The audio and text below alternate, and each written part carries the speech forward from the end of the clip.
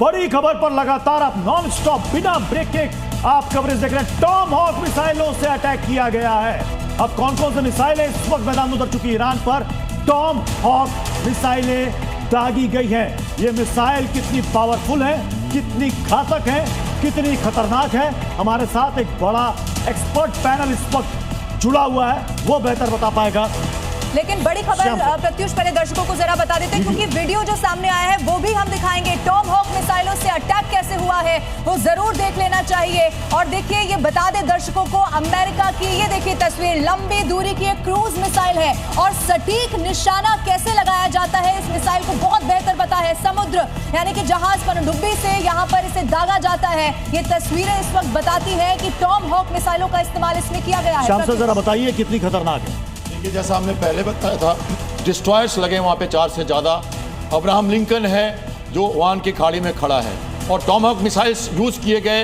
बहुत सारे युद्धों में इसका इस्तेमाल हुआ है। सटीक मिसाइल, प्रिसाइज, और इसको भेजना मुश्किल है, तो ये शिप से यूज़ किए जाते हैं और ये सबमरीन से भी यूज़ किए जा सकते हैं। तो टॉमहॉक मिसाइल्स के साथ जब इंगेजमेंट हुई, सबसे पहले मैं बता दूँ, अभी युद्ध शुरू नहीं हुआ है।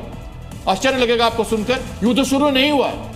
अभी नॉर्दर्न कमांड को रेडी किया है इजराइल ने, और ईरान ने कहा है कि सारी रणनीति अपनी अपनी रेडी कर लें। ये प्रीएम्प्टिव स्ट्राइक है।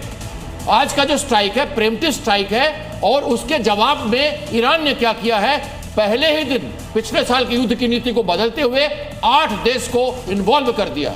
तो इसको समझिए, और उसके बाद यूनाइटेड नेशन पे गुहार भी लगा दी है। हाँ। आप समझिए कहां जा रहा है युद्ध, किस तरह से शुरुआत हुई है। से गुहार लगाने से फिर फायदा क्या है? टीकू सर कुछ कर पाएगा यूएन?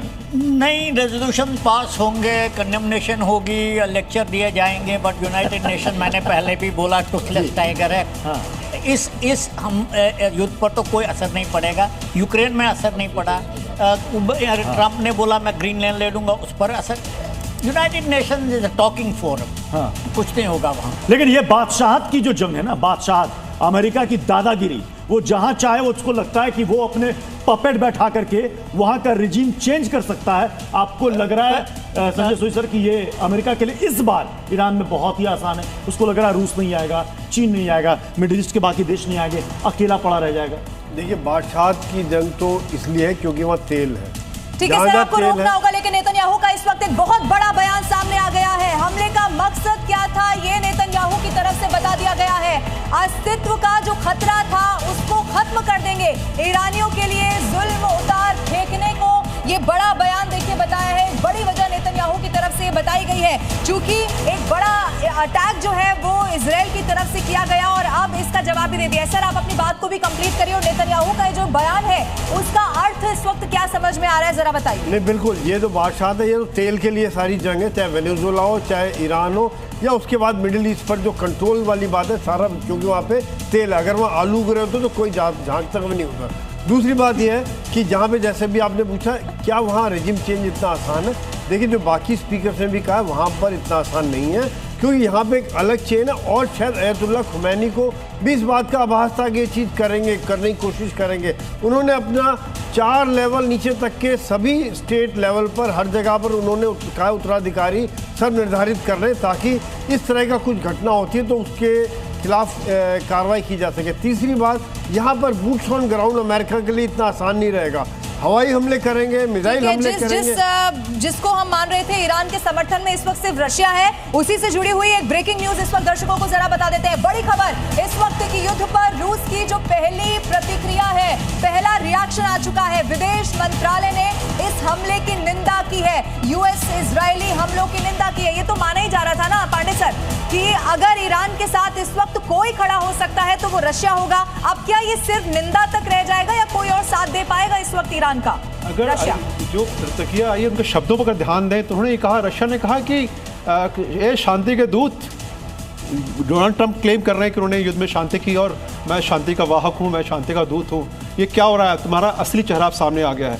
और अब जो तुम कर रहे हो उससे क्या युद्ध होगा, शांति आएगी, ये बताओ। तो और उन्होंने कहा कि ये जो है उनको तुरंत रोकना चाहिए। वो खैर एक औपचारिक स्टेटमेंट है मैं कहूँगा, लेकिन इजराइल के अलावा अमेरिका कोई साथ और कई कंट्री तो देने वाला नहीं, लेकिन ईरान का साथ देने के लिए भी कोई कंट्री आएगा, इस पर बहुत बड़ा प्रश्न है, क्योंकि कोई ऐसी स्थिति में है नहीं, उनके पास रिसोर्सेज नहीं है, ऐसे उनके पास दम नहीं है, मादा नहीं है जो कि आ सके डिप्लोमेटिकली। लेकिन मुझे लगता है कि टिकू सर, ये रूस ने एक तरीके से एक संकेत तो दे दिया है, इसे हल्के में नहीं लेना होगा।